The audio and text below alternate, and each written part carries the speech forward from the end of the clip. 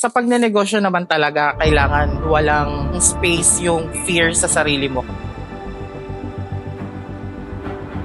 Kasi unang-una, hindi ka naman kikita ng malaki kung hindi ka susugal ng pera. With all of the businesses that I opened, lagi kong sinasabi sa sarili ko na ang kapalaran ng isang business ay nakasalalay sa owner. It's not about the business, it's about how you manage it and how you're going to be on top of your competitor.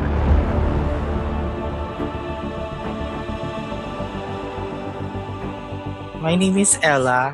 I'm the owner of Silver Brand Wholesale and Retail. Actually, yung kwento nito napakaganda kasi it started way back 2023 October. Gusto ko lang mag-add ng business doon sa current businesses ko. And then, I have a friend na ganito yung business niya. Nag-suggest siya sa akin na bakit hindi ko pasukin ang importing.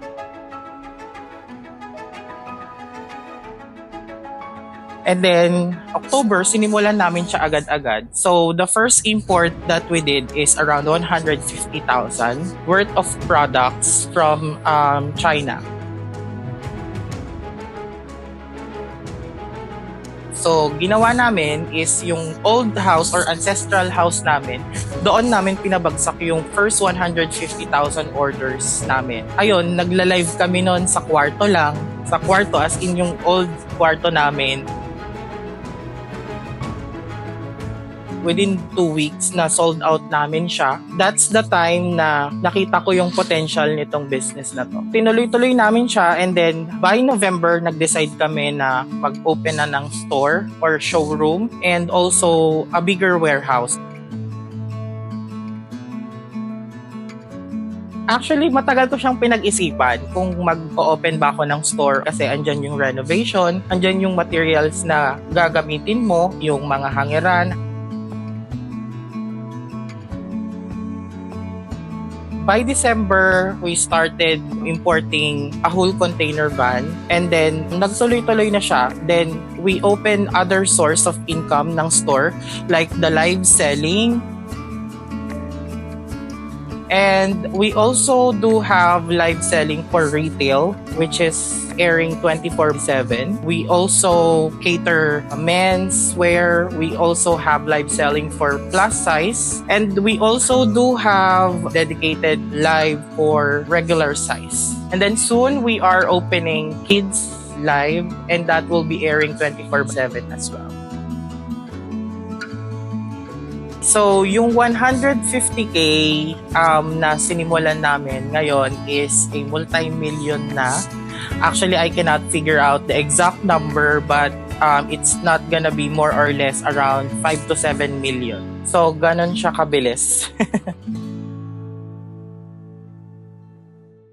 Mostly na bumibili ng mga wholesale, pinupush namin sila na mag-walk-in sa showroom para makita nila na ito yung kaya kong kitain, which is around times 2 or times 3. And somehow, it really affects our credibility, especially sa mga malalaking buyers namin. So we are actually supplying malls from Davao. We also have Bicol. And I can say na nakuha namin yung trust nila. That is because of the showroom.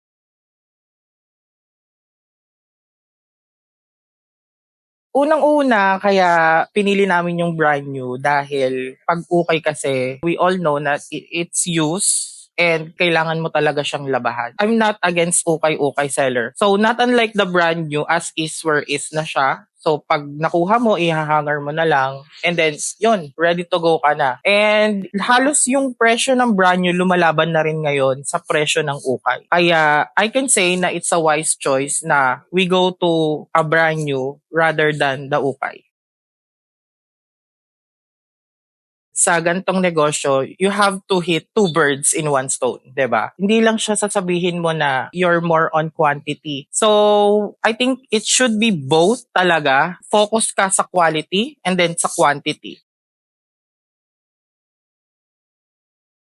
We choose bigger brands dahil nakakapag-offer sila ng wide variety. So, first example dyan is yung Shein. So, overruns ng Shein, they do have thousands, actually hundred thousands of designs that customer can choose. So, definitely, I can say na whatever style you have, we have something for you to fit. As you can see, talagang ini-import namin siya containers from the factory directly.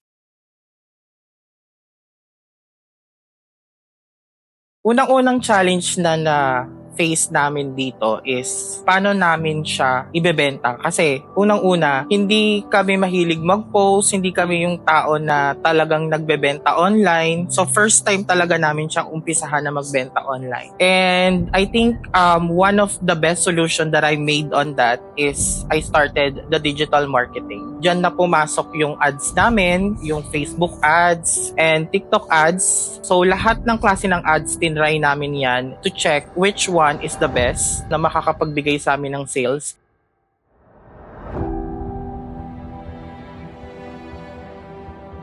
So we started on Facebook. So ang target namin dyan is yung mga may boutiques, yung mga gustong magnegosyo and willing bumili ng wholesale. So sa TikTok, ang target market namin dyan is yung mga individual people na hindi kayang bumili ng wholesale pero gusto nilang mag-start ng negosyo. So of course, it's a retail price compared to a wholesale price. But definitely, both FB and TikTok, promotion is doing their job perfectly.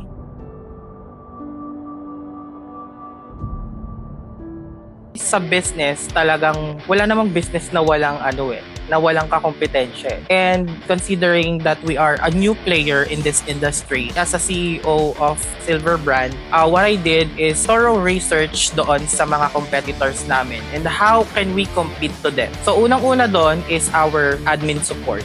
Just to make sure to answer all of your queries about our products and if you want to avail something or if you have special concern. So it's not just about the sale, it's actually also about the after sale service. And it's not also about the money that you earn from your customer, it's actually the service that you provided to your customer.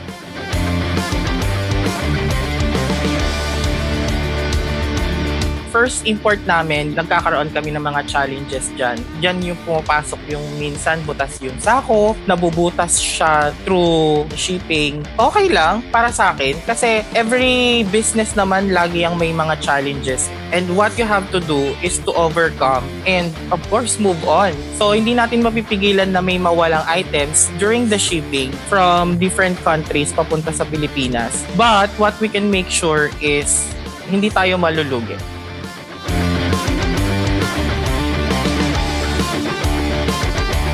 The most unique factor ng Silver Brand, especially sa wholesale, is we are very transparent to our customers and to our clients. So una-una, kung ano yung dumating na bagong shipment, yun mismo yung binubuksan namin. Just to make sure that they have the right idea and they have the right expectation kung ano yung makukuha nila doon sa bill na mabibili nila sa amin. So that's one of the key para ma-meet namin yung customer's expectation. So that is true transparency to our customer.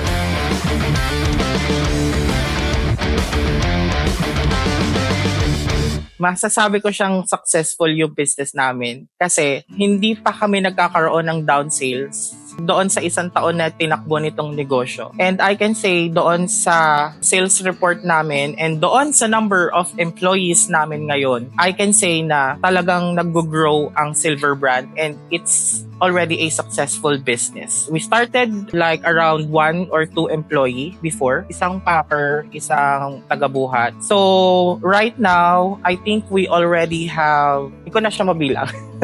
So mga around 15 employees, something like that, including yung lahat, live selling, live assistant, warehouse, and admins, and cashiers, and everything. Talagang binago niya ng 360-degree yung lifestyle ko. So, unang-una, of course, you can already afford those things that you cannot afford before. And also, nakapundar na rin ako ng sasakyan, nakapundar na rin ako ng sariling bahay. That is just within the 1-year period. Talagang binago niya, inikot niya yung takbo ng buhay ko. Kaya nga masasabi ko talaga, iba ang impact ng digital marketing compared sa traditional marketing. And nung una, I doubted myself na talagang mababawi ko kasi medyo pricey talaga mag-ads. Pero when you break down everything doon sa kinita mo, actually times 3, times 4, kaya mo yang kitain through the digital marketing.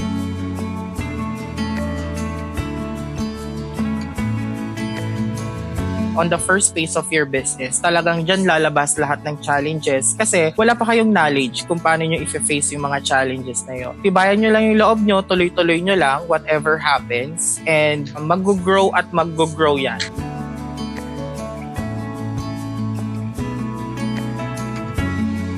Isa pa talagang tip ko is alagaan nyo yung mga customers nyo. Kasi customer is not just a customer. It's also a part of marketing. Kasi it's a word of mouth. Ang masasabi ko lang sa kanila is huwag niyong sukuan yung negosyong sinimulan nyo. Kasi unang-una, hindi ako naniniwala na ang isang tao may tamang negosyo para sa kanya. Hindi ako naniniwala doon. Kasi ako, before namin simulan to, hindi naman ako mahilig sa damit. Hindi ako mahilig mag-shopping, hindi ako mahilig sa mga dress and everything. Pero, pinilit ko siyang aralin. So, I think if you are doubting right now sa business mo, I think you don't need to stop. What you need is to study furthermore kung ano pa ba yung magiging market mo or kung paano mo papapalago or kung paano mo mapapalawak yung market na meron ka ngayon.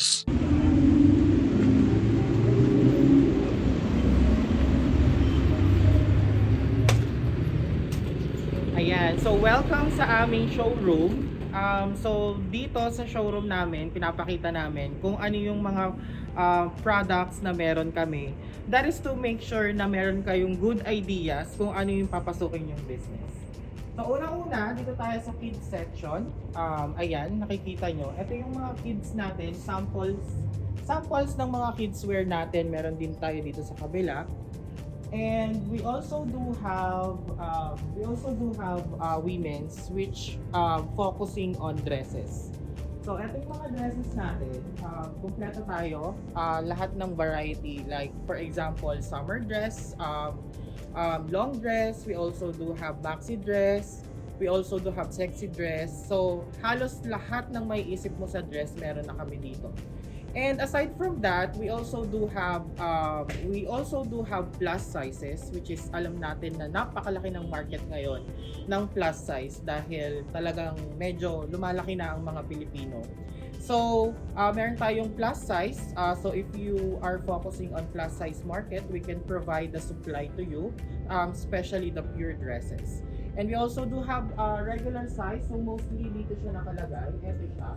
So halo-halong brand na to. So it depends na lang kung magpupunta kayo dito. Pwede kayong i-assess ng aming salesperson para alam nyo kung ano yung bail na bibilihin. Like for example, this is Lovito. So this one is Shein. So it depends kung ano yung brand or ano yung quality na gusto mo. Okay, so next tayo. Okay, so in this part, ito yung ibang kids namin kasi nga hindi nakasya siya doon. So ito yung ibang kids wear namin. Mostly to mga sleepwear ng mga kids. Then this is the bargain rack. So mostly dito mo makikita yung mga maliliit na items namin like the sexy tops na sample from the bale. And we also do have additional part for the regular size dress. So as you can see, mostly dyan, mga regular size. And we also do have the mix section. So when we say mix, it includes shorts, it includes shirts, tops, or whatever you can imagine sa damit. Kaya nga sabi namin, we got everything for you here. So, ayan, we also do have here a pants section. We also do have pants section. So, as you can see, talagang marami kaming variety ng pants. We have jogger pants, we have sleepwear na pants, we have maong pants, we also do have slacks. And the last section is our men's section. So, etong men's section namin, ito ang pinaka one of the best seller namin. Ang aming men's section. As you can see, kompleto tayo dyan. We have polo shirts, we have polo, and mostly talaga ng mga designs namin is umaayon siya sa kung ano yung uso ngayon. Like this one, the varsities, polos, polo shirts. We also have pullovers. We also have jackets and the regular shirts. Yung mga pang-araw-araw nating shirts. Moving forward, we also do have shorts. Ayan, summer shorts. Kompleto tayo dyan. Board shorts, summer shorts, cotton shorts, or whatever you can imagine sa short. And in this section, we also do have our own brand. It's already patented to us. So it's the Tasca Trends product. So first is our Tasca Trends insulated mug. So this one, kaya nitong tumagal ng 24 to 48 hours. Depende sa yelo na ilalagay nyo. And then we also do have a traveling bag. Actually, we also do have a gym bag. But I can introduce it later. So, traveling bag, very affordable traveling bag compared sa iba. And we also do have this shoebox, acrylic shoebox. This is also Tasca Trends. And lastly, we also have gaming chair. Gaming chair, Tasca Trends. Very affordable price sa mga gustong magbenta ng gaming chair or bumili ng personal gaming chair. You can go to our store here. Okay, and then the last part, we do have our warehouse. So here is our warehouse. Ayan. So our warehouse is here. Dito nakalagay yung mga stocks namin. So ito yung mga bales na pinaglalagyan ng damit. Galing China. And ayan, as you can see, sealed pa yung mga yan. So mostly sa mga customers namin, binibili nila is yung mga ganito. Mga sealed bill from the factory. And ayan din yung mga laman ng containers na ini-import namin from China. And other part. Because we also do import products from Bangladesh. And as you can see, we have we have two kinds of packaging. Ito, tinatawag nilang vacuum sealed. Ito, regular sealed. Ayan. And dito sa mga rooms na to, nakikita nyo yung mga rooms na. Bakit nga ba may room ang warehouse? So, unang-una, kami dyan. Dyan naggaganap yung mga live selling namin. Since marami silang sabay-sabay na nagla-live, dyan nagaganap yun sa loob ng rooms. And meron din nagla-live selling dito sa warehouse for the wholesale.